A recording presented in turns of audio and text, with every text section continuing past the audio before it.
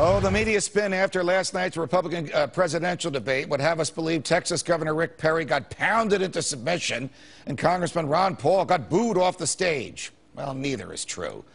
But did Ron Paul steal the show again like he did in one of the prior debates? Let's ask Republican strategist Jack Berkman. Jack, it's always a pleasure. Welcome back to Freedom March. Ron Paul articulated what was a standard Republican Party view before George W. Bush became president, which is that we shouldn't be engaging in nation building. We shouldn't be engaging in offensive wars. The military should only be used for defensive purposes. And some people applauded and some people booed. How did you read that? Well, the fact that we're talking about him today, the fact that he's being discussed on Freedom Watch and is all this resonation, I think it's a great thing for Ron Paul. I think he's surging. Let me tell you this, Judge. Last night I hosted a national radio program with an extremely conservative audience. As I always do, I took a poll. Perry won, but in a very close 156 to 151, and Paul's support was a lot deeper. The thing about Ron Paul is his support is extremely deep.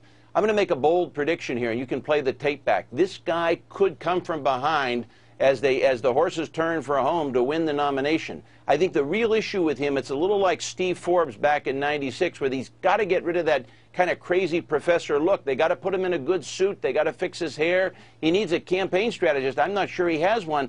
This guy has real support. I actually think he could win. Well, he has succeeded in moving into the mainstream of the debate. I think you'll agree with me on this, Jack. Issues that were considered fringe 15, even 10, even 2.5 years ago, like whether or not we should have a gold standard, whether or not we even need a Federal Reserve, and if we're going to have the Federal Reserve, shouldn't we be able to audit it? Why we were attacked on 9/11, and do we really need 900 permanent military bases around the world? These were not mainstream subjects for conversation before Ron Paul brought them into the mainstream. So in that respect, he's changed the race already.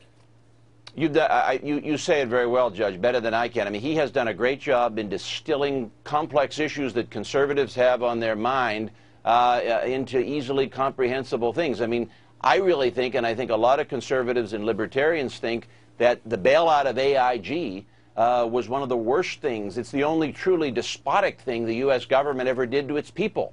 And I think everybody's thinking about the Federal Reserve, but I think Ron Paul has articulated it well, and he's put the Federal Reserve on the table as an issue. In terms of bases around the world, I mean, conservatives everywhere should be concerned about this. I mean, we're transferring power and money to Europe and Japan, who don't pay their fair share. At a minimum, if we're to continue to do this, others should be helping us. The United States just can't bear the cost.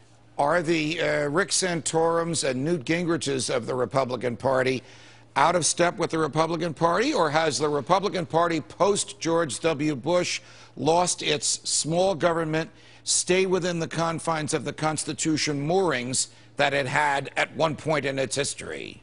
Well, yes and yes. Two good questions again. I think what's surfacing, as you say, is a kind of resurgence of the past in that there's an extreme focus on spending and budget cutting, and that has become the defining animus, the defining thing of the Republican Party going forward. So everybody has to get in step with that. Like if you take something like the Tea Party, I think it's complicated. I think Tea Party leaders look down on Ron Paul, but as I can tell you from the radio side, the groundswell of people, the average Tea Party supporter out there is starting to warm up to Ron Paul because of his concern with spending.